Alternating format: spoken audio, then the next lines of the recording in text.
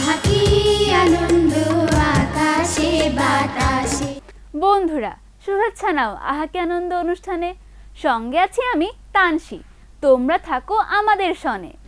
আহা কি আনন্দ আকাশে বাতাসে। প্রতিদিন ভোর হয়, সূর্য ওঠে, প্রকৃতি পায় অনাবিল আনন্দ। সূর্যের বন্দনায় তারা নাচে খুশিতে।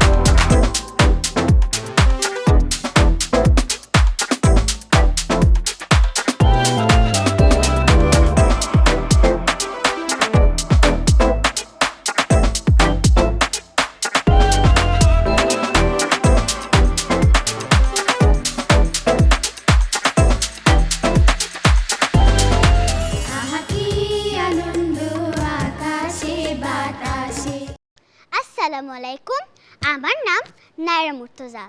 আবৃত্তি করছি কবি সুকুমার রায়ের জীবনের হিসাব কবিতাটি। বিদ্ধে বোঝায় বাবু মশাই চড়ি শখের বোটে, মাঝিরে কন বলতে পারিস সূর্যি কেন ওঠে, চারটা কেন বাড়ে কমে, জোয়ার কেন আসে। বৃদ্ধ মাঝি অবাক হয়ে ফেল ফেলিয়ে হাসে। বাবু বলেন সারা জনম মরলি রে তুই খাটি, জ্ঞান বিনা তোর জীবনটা যে চারিয়া নাই মাটি। খানিক বাদে কহেন বাবু বল তো দেখি ভেবে, নদীর ধারা কেমনে আসে পাহাড় হতে নেবে, বল তো কেন লবণ পোড়া সাগর ভরা পানি। বৃদ্ধ বলে আরে মশাই অত কি আর জানি। বাবু বলেন এই বয়সে জানিস নাও তা কি, জীবনটা তো নেহাত খেলো অষ্ট আনায় ফাঁকি। আবার ভেবে কহেন বাবু বল তো ওরে বুড়ো, কেন এমন নিয়ে দেখা যায় আকাশের ওই চূড়ো। বল তো কেন সূর্য চাঁদে গ্রহণ লাগে কেন। বৃদ্ধ বলে আমায় কেন লজ্জা দেছেন হেন। বাবু বলেন বলবো কি আর বলবো তোরে কিতা, দেখছি এখন জীবনটা তোর 12 আনায় বৃথা। খানিক বাদে ঝড় উঠেছে ঢেউ উঠেছে ফুলে, বাবু দেখেন নৌকাখানি ডুবলো বুঝি দুলে। মাঝিরা কন এ কি আপদ, ওরে ও ভাই মাঝি, নৌকা নাকি ডুবলো এবার, মরবো নাকি আজি। মাঝি শুধায় সাঁতার যেন মাথা নাড়েন বাবু। মূর্খ মাঝি বলেন মশাই এখন কেমন কাবু।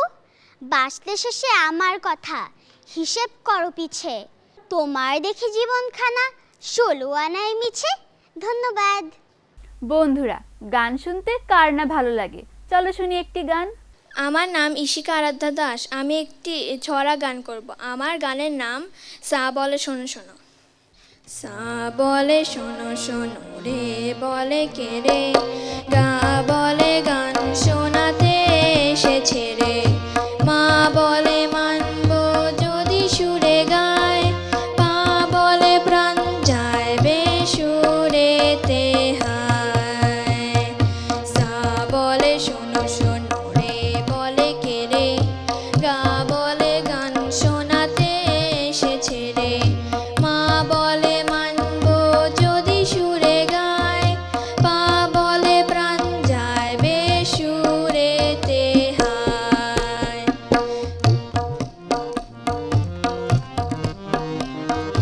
ধা বলে ধ্যাত তেরি চুপ করো না, নি বলে না না কিছু বলো না, গাইতে না পারি কি হলো তাতে, আমরা সারে গামা থাকি সাথে সাথে।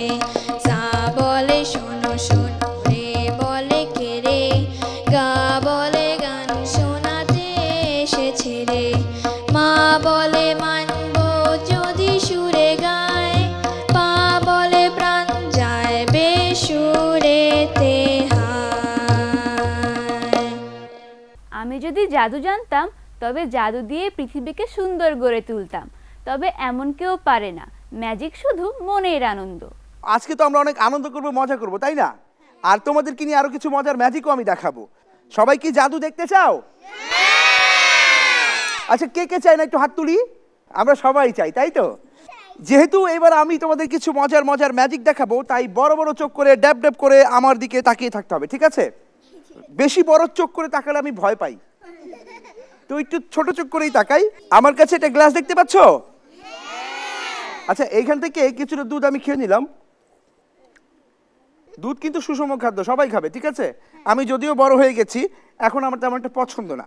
আমি এই দুধগুলোকে এই গ্লাসে ঢেলে দিলাম, সুন্দরভাবে এই গ্লাসে দুধগুলো রেখে দিলাম। বেশি দিলে গ্লাস ভরে যাবে, তারপর আমি রেখে দিচ্ছি। এবারে আমার কাছে যে গ্লাসটা আছে তোমরা দেখতে পাচ্ছ? আচ্ছা, এবারে সবাই মিলে যেই মন্ত্রটা আমি আগে বলেছিলাম আরেকবার বলো, আব্রাকাডাব্রা গিলি গিলি ছু। এবার সবাই মিলে একটা ফু দাও তো। হ্যাঁ, দেখো, তোমরা যখন ফু দিয়েছো আমি জাস্ট ম্যাজিক করবো। এখান থেকে গ্লাসটাকে ধরে এইভাবে বের করে নিলাম।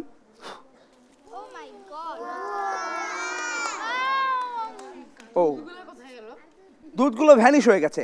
চলো এবারে আমরা আরেকটা মজার ম্যাজিক দেখি। কে কে দেখতে চাই?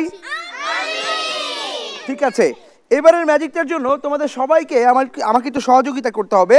তোমরা দেখো তো, আমার এই হাতটা কিন্তু সম্পূর্ণ খালি, কিছু আছে? কিছুই কিন্তু নেই। আমি হাতটা কিন্তু এইখান থেকে আজ 3টা গুটিও দেখাচ্ছি, কিছু নেই। ফাইন, কিছু নাই, তাই তো? আচ্ছা, এবার দেখো তো, আমার কাছে লাল রঙের একটা রুমাল আছে না? হ্যাঁ, ও দুঃখিত, এটা হলুদ না। আমি আসলে ছোটবেলা থেকে গুঁড়া মাছ কম খাই তো, যার কারণে কালারটা চিনতে একটু সমস্যা হয়। তোমরা কিন্তু বেশি বেশি করে গুঁড়া মাছ খাবা। হ্যাঁ, আর মনে রাখবে আজকে যেহেতু ঈদের দিন, আজকে হবে আনন্দ এবং আরো মারাত্মক কিছু ম্যাজিক।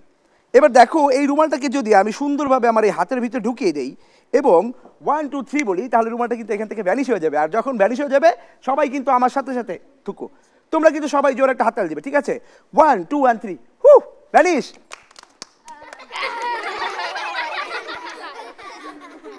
ও দুঃখিত, ভ্যানিশ হয়নি না? ওই যে আমি তোমাদেরকে বলেছিলাম বড় বড় চোখ করে ড্যাব ড্যাব করে তাকিয়ে থাকতে, তো তোমরা বেশি বড় বড় করে তাকিয়েছো, আমি নার্ভাস হয়ে গেছি, এর জন্য ভুল হয়েছে। আমাকে কি আরেকটা সুযোগ দেওয়া যায় না? ঠিক আছে। ও হ্যাঁ, আরেকটা ব্যাপার, আমি তো তখন মন্ত্রটা বলিনি, তোমরা তো মন্ত্রটা বলোনি, তাই না? চলো আমরা আরেকবার সেই মন্ত্রটা বলবো। দেখো, আমার হাতটা সম্পূর্ণ খালি। এবং এই রুমালটাকে আমি সুন্দরভাবে আমার এই হাতের ভিতরে ঢুকিয়ে দিচ্ছি। তোমরা কি দেখতে পাচ্ছ? ঠিক আছে, এইবারে সবাই মিলে সেই মন্ত্রটা আরেকবার বলবে, বলো। গিলে গিলেছো। আচ্ছা, এবারে আমি তোমাদের এই মন্ত্রগুলো ধরে এখানে ছেড়ে দিলাম। তাহলে কি হবে জানো? তাহলে আমার হাতে যে রুমালটা আছে, রুমালটা কিন্তু আস্তে আস্তে এখান থেকে ভ্যানিশ হয়ে যাবে।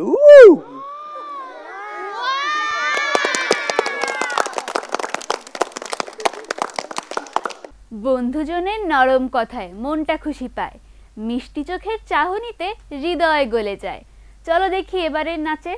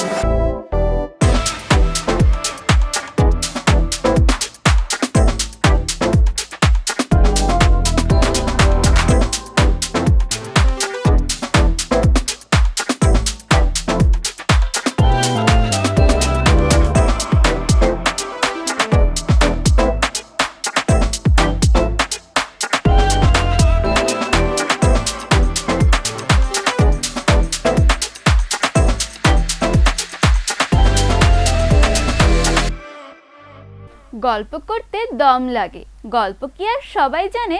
আমাদের বন্ধু যখন গল্প করে তখন তাকে অন্যরকম লাগে। শিকারী ও বুদ্ধিমান পাখি। একবার এক শিকারী ছোট্ট একটি পাখি ধরে ফেললো। পাখিটি ছিল খুব বুদ্ধিমান।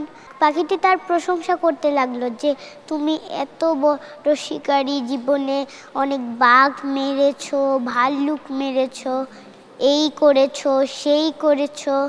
আমি একটা ছোট্ট পাখি, আমার ওজন 100 গ্রামও না। আমাকে খেলে তোমার পেটের একটা কোনাও ভরবে না। আমাকে দিয়ে কি করবে বলো? তার চেয়ে বরং আমাকে ছেড়েই দাও। তোমাকে এমন 3টি মূল্যবান বাণী শোনাবো যা তোমার সারা জীবন কাজে লাগবে। শিকারী ভেবে দেখলো, হ্যাঁ তাও তো ঠিক, এত ছোট্ট একটা পাখি খেয়ে আমার কি বলা, তার চেয়ে ভালো শুনি সে কি বলতে চায়, না হয়ে সেটাই আমার লাভ বেশি হবে। তারপরে পাখিটি বলল যে আমি প্রথম বাক্যটি বলবো তোমার হাতের উপর বসে, দ্বিতীয় বাক্যটি বলবো গাছের ডালে বসে, এবং তৃতীয় বাক্যটি বলবো গাছের ওই মগ ডালে বসে। শিকারি বলল আচ্ছা ঠিক আছে। তখন বলল পাখিটি যে কখনো অলীক কল্পনা করো না, যা মিথ্যে তা কখনো বিশ্বাস করো না। শিকারি বলল হ্যাঁ, তা তো ঠিক কথা। তখন পাখিটি শিকারি ছেড়ে দিল। তখন পাখিটি গাছের ডালে উঠে বলল যা হাতছাড়া হয়ে গেল তা নিয়ে কখনো আফসোস করো না। শিকারি বলল এটাও ঠিক, যা আর আমার নেই তা নিয়ে আফসোস করা তো বোকামি। তখন পাখিটি গাছের মগ ডালে বসলো। শিকারি বলল বলো এবার তোমার তৃতীয় উপদেশটি বলো। তখন পাখিটি বলল আমি তৃতীয় উপদেশটি বলার আগে শুনে নি আগের দুটি উপদেশের শিক্ষা তুমি বুঝতে পেরেছো কিনা। তখন পাখিটি বলল আমার পেটের ভিতর আছে 200 গ্রামের একটি মুক্তো। শিকারি শুনে অবাক হয়ে গেল, বলল হায় হায়, এ আমি কি করলাম? আমি এত বড় ধনী হওয়ার এত ভালো সুযোগ আমি হাতছাড়া করলাম। শিকারি অনেক লাফাতে থাকলো, কিন্তু পাখি তো ছিল মগ ডালে, তাকে কি করে ধরবে? তখন পাখিটি বলল আমি আগেই বলেছিলাম কখনো অবাস্তব কথায় বিশ্বাস করতে নেই। আমার ওজনই তো 100 গ্রাম, আমার পেটের ভিতরে 200 গ্রামের মুক্তো কিভাবে থাকতে পারে?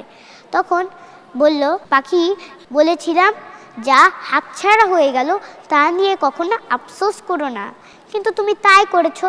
তোমাকে তৃতীয় উপদেশটি দেওয়া একদম অর্থহীন, কারণ তুমি অধিকাংশ মানুষের মতো খালি উপদেশ কান দিয়ে শুনেছ, তা থেকে কিছুই শিখতে পারোনি। তখন শিকারি বলল আমি নিজে ভুল বুঝতে পেরেছি। তো বন্ধুরা, এই গল্পের থেকে আমরা শিখতে পারলাম বিপদে পড়লে কখনো বুদ্ধি হারাতে নেই, ধৈর্য ধরে মোকাবেলা করে বিপদের থেকে রক্ষা পেতে হয়, যেমনটা পাখিটি করেছে। আর কখনো মিথ্যে প্রশংসায় গা ভাসাতে নেই, তাহলে পরে আফসোস করতে হয়, যেমনটা শিকারি করেছে। গল্প নয়, গান নয়, তবে কি নাচ? না না, তবে কি বলো দেখি? মোকা অভিনয়।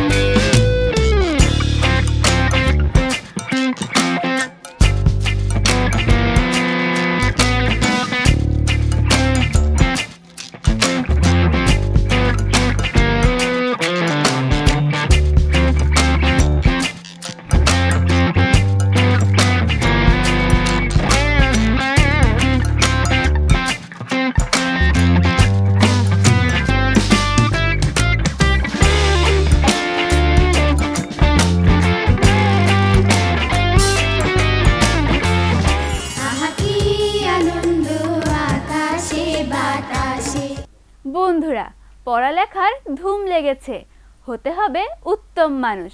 লেগে থাকো আঠার মতো, ভালো থাকো, খুশি থাকো।